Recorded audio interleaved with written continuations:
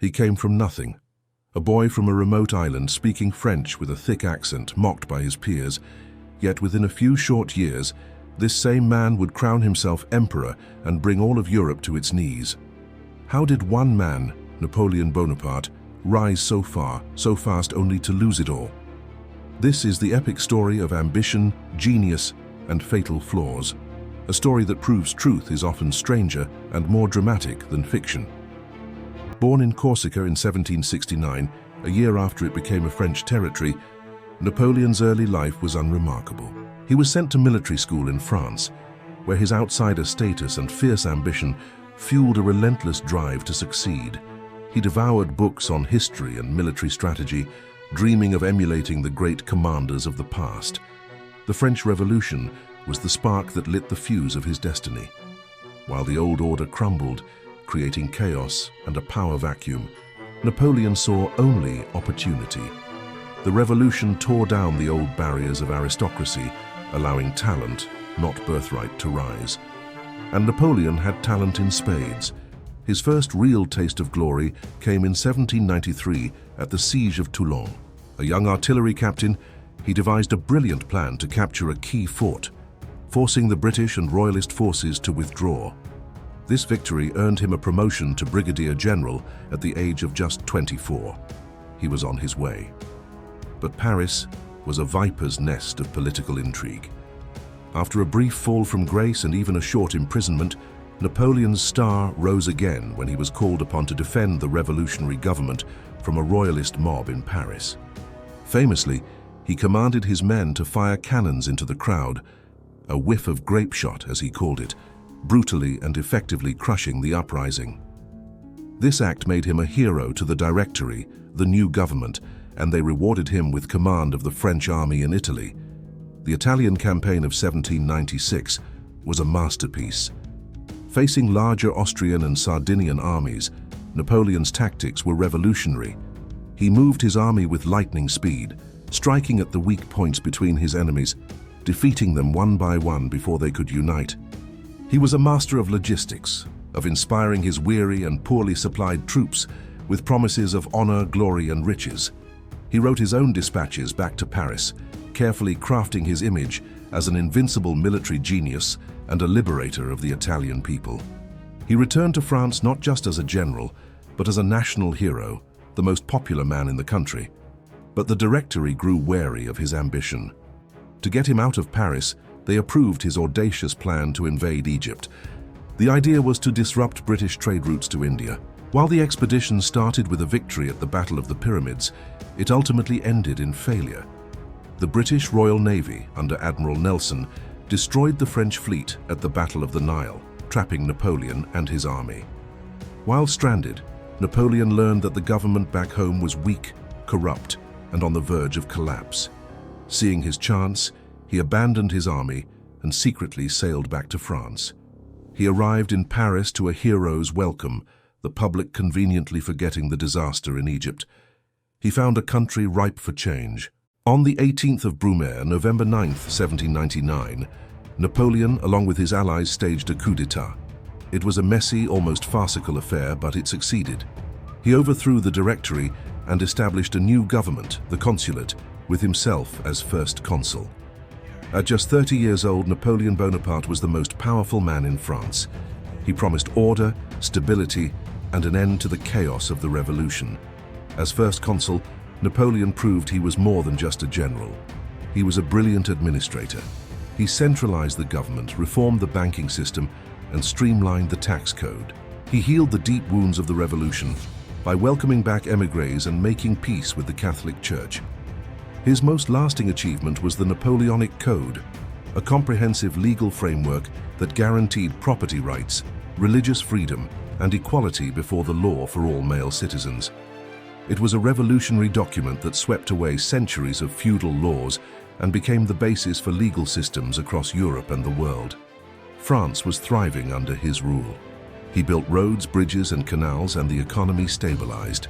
In 1804, feeling his power was absolute, he took the final step. In a grand ceremony at Notre Dame Cathedral, with the Pope watching, Napoleon took the crown and placed it on his own head, and then on his wife Josephine's. He was no longer first consul, he was Napoleon I, Emperor of the French.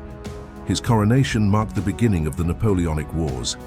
For the next decade, Napoleon's Grande Armée marched across the continent. At Austerlitz in 1805, his masterpiece, he crushed a larger combined Russian and Austrian army through brilliant deception and timing. He redrew the map of Europe, placing his brothers and marshals on the thrones of conquered nations. He seemed unstoppable, a military god of war who could not be beaten. He brought the ideals of the French Revolution, meritocracy, legal equality, and efficient government to the lands he conquered, ending the old feudal systems. But his rule was also that of a dictator.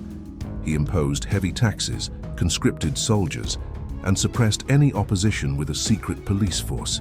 He was both a modernizer and a tyrant. Two fatal mistakes, however, would seal his doom. The first was the continental system.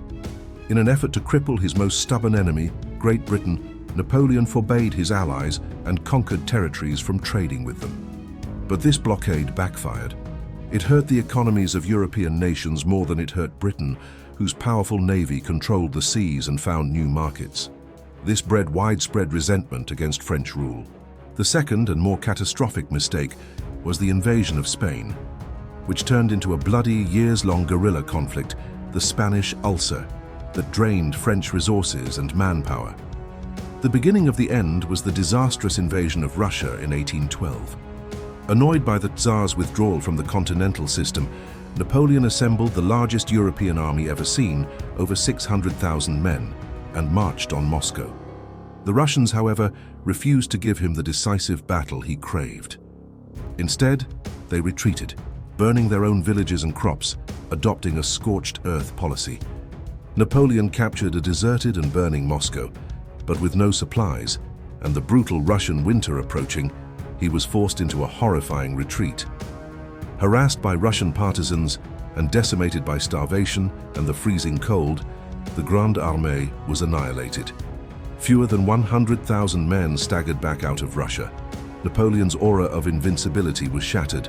Seeing their chance, the nations of Europe, Russia, Prussia, Austria, and Sweden, funded by British gold, formed a grand coalition against him. At the massive Battle of the Nations at Leipzig in 1813, Napoleon was decisively defeated. The Allies pushed into France, and in 1814, Paris fell.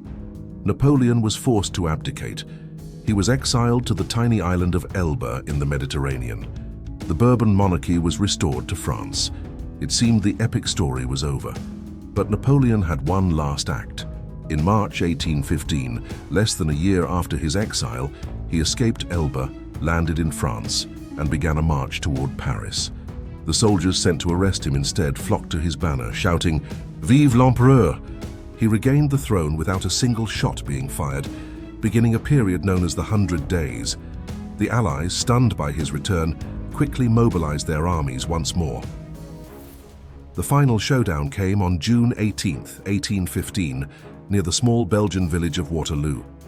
In a close and brutal battle, Napoleon's army was defeated by the Allied forces under the Duke of Wellington and the Prussian Marshal Blücher.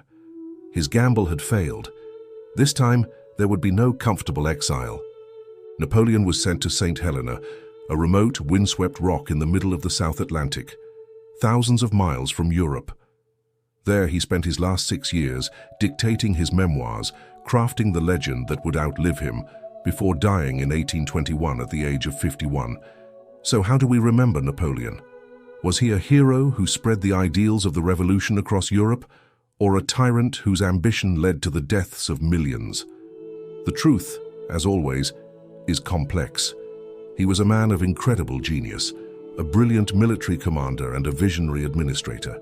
But his insatiable ambition and ego were the seeds of his own destruction. His rise was meteoric, and his fall was just as dramatic. He left a legacy that forever changed France and the world, and his story continues to fascinate us, a timeless tale of what one person can achieve and lose. What do you think? Was Napoleon more of a hero or a villain? Let me know your thoughts in the comments below. And if you enjoyed this journey through history, Don't forget to hit that like button and subscribe for more mini documentaries. Thanks for watching.